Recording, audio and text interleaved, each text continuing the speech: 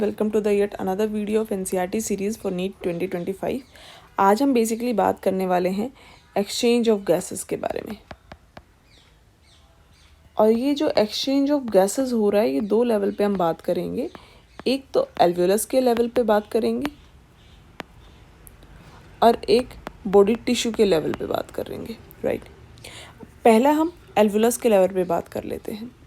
हम कहते हैं इंस्पायर्ड एयर और एल्वेलस के बीच में बात करेंगे। सबसे पहले हमें ये पता होना चाहिए कि इंस्पायर्ड एयर के अंदर पार्शियल प्रेशर ऑफ ऑक्सीजन होता है ऑन एन अप्रॉक्स 159 mmHg और partial pressure of carbon dioxide होता है दैट इज 0.3 mmHg।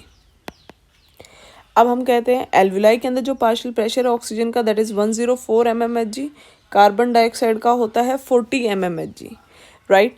तो आपको ये पता है कि एयर हमेशा मूव करती है हायर पार्शियल प्रेशर से लो पार्शियल प्रेशर की तरफ।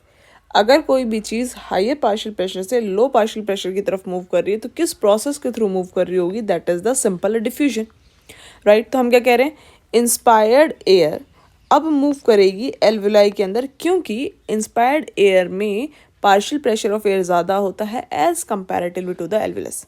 यही आपकी इंस्पिरेशन है, राइट।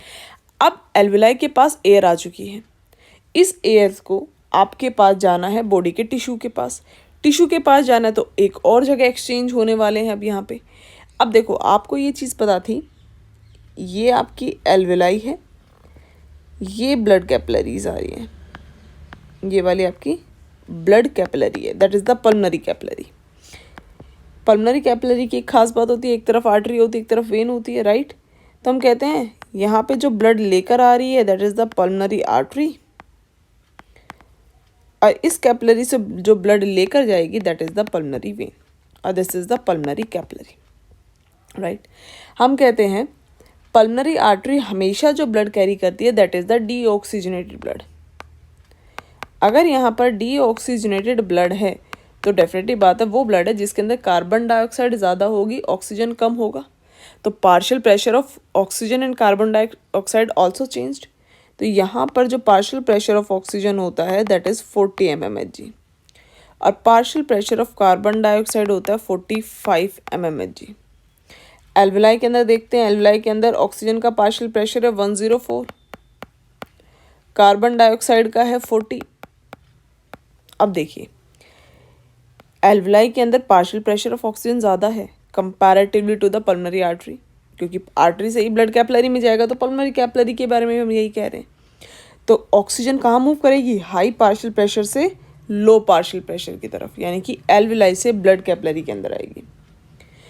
दूसरा देखिए डीऑक्सीजनेटेड ब्लड यानी कि कार्बन डाइऑक्साइड का प्रेशर है 45 mmHg, जबकि एल्वुलाई के अंदर जो दोबारा देखिए हम क्या कह रहे हैं, partial pressure of carbon dioxide is 45 और कार्बन डाइऑक्साइड का जो पार्शियल प्रेशर एल्वुलाई के अंदर 40। तो डेफिनेटली बात है CO2 मूव करेगी ब्लड से एल्वुलाई के पास। जैसे ही ब्लड मूव करेगा आगे तो हम कहते हैं पल्मनरी वेन जो होती है इस ऑक्सीजनेटेड ब्लड को लेके जाएगी हार्ट के पास और हार्ट के भी लेफ्ट साइड वाले हार्ट के पास लेके जाएगी, लेफ्ट एट्रिया और लेफ्ट वेंट्रिकल के पास, राइट। अब जो पल्मनरी वेन है इसके पास ब्लड कैसा है, ऑक्सीजनेटेड ब्लड होगा तो डेफिनेटली बात है यहाँ पे ऑक्सीजन की अमाउंट ज़्यादा होगी। तो यहाँ पर जो ऑक्सीजन का पार्शियल प्रेशर मिलने वाला है दैट इज़ 95, कार्बन डाइऑक्साइड का जो पार्शियल प्रेशर मिलेगा दैट इज़ 40। पल्मनरी वेन ने ऑक्सीजनेटेड ब्लड को लेफ्ट एट्रिया को दिया, लेफ्ट एट्रिया ने लेफ्ट वेंट्रिकल को दिया, फिर अयोटा से सिस्टमिक आर्टरी के होते हुए ये ब्लड आपका पहुँच गया टिश्यू के पास। और टिश्यू वो साइट होती है जहाँ पर मेटाबॉलिक एक्टिविटीज़ हो रही हैं। जितनी ज़्यादा मेटाबॉलिक एक्टिविटी होगा उतना ज़्यादा ऑक्सीजन का कंज्यूम किया जाएगा और कार्बन डाइऑक्साइड को प्रोड्यूस किया जाएगा। हम क्या कह रहे हैं, जितनी ज़्यादा मेटाबॉलिक एक्टिविटीज़ होंगी उतना ही क्या कर रहे हैं, ऑक्सीजन को कंज्यूम कर रहे हैं और CO2 को प्रोड्यूस कर रहे हैं। ऑटोमेटिकली प्रेशर में डिफरेंस आएगा। तो हम कहते हैं टिश्यू के लेवल पे ऑक्सीजन का पार्शियल प्रेशर 40 mmHg होता है, कार्बन डाइऑक्साइड का 45, और जो वहाँ से ऑक्सीजनेटेड ब्लड आ रहा था वहाँ पर कितना था, 95 और 40 था। तो डेफिनेटली बात है ऑक्सीजन कहाँ मूव करेगी, हाई से लो, यानी कि ब्लड से टिश्यू के पास, और टिश्यू के अंदर कार्बन डाइऑक्साइड का प्रेशर ज़्यादा है as comparatively to the oxygenated blood, तो वो मूव करेगा आपके ब्लड के अंदर। अब इस CO2 रिच ब्लड को लेकर जाती है सिस्टमिक वेन, जो डीऑक्सीजनेटेड ब्लड को कैरी करती है, और वहाँ पे जो पार्शियल प्रेशर होगा ऑक्सीजन का वो कम होगा, कार्बन डाइऑक्साइड का ज़्यादा होगा। और ये जो डीऑक्सीजनेटेड ब्लड है ये राइट एट्रिया के पास जाता है, राइट एट्रिया से राइट वेंट्रिकल के पास जाता है, और फिर पल्मोनरी आर्टरी के पास आता है। तो पल्मोनरी आर्टरी के पास अगेन कैसा ब्लड आ गया, डीऑक्सीजनेटेड, और डीऑक्सीजनेटेड ब्लड के अंदर हम कहते हैं कार्बन डाइऑक्साइड ज़्यादा होगी। तो कार्बन डाइऑक्साइड का जो प्रेशर होगा दैट इज़ 45, ऑक्सीजन का होगा 40 mmHg। अगेन प्रेशर ग्रेडियंट के हिसाब से exchange of gases will take place, right. I hope आपको यहाँ तक चीज़ें समझ आई होंगी। थैंक